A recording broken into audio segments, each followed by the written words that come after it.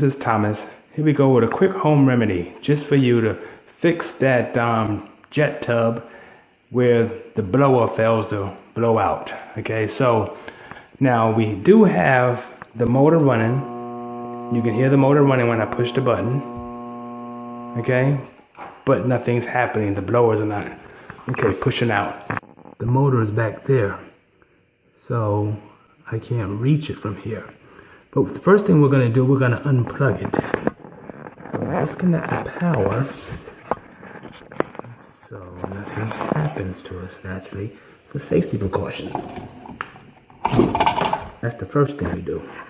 And now we're going to go into my den where I cut a hole in the wall for access.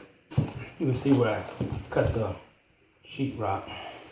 I just cut out a good access to that pump for the jet tub.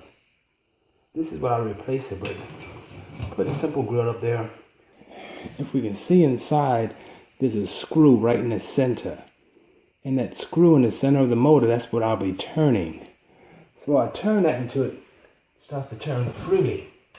Take the screwdriver, I might turn the unit off. First thing, unplug the unit. And I'm just going to turn this. See? Now you see how the motor's moving freely right now, back and forth.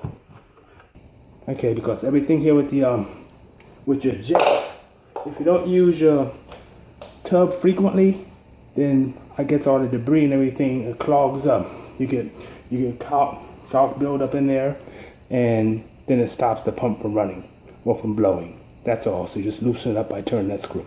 All right, now back in the bathroom area, and let's see if we have this jet tub working now. Oh, I forgot to plug it in. Hold on. Let's do this. My access panel. Plug it in first. And voila. Working again. Okay. Thanks everyone.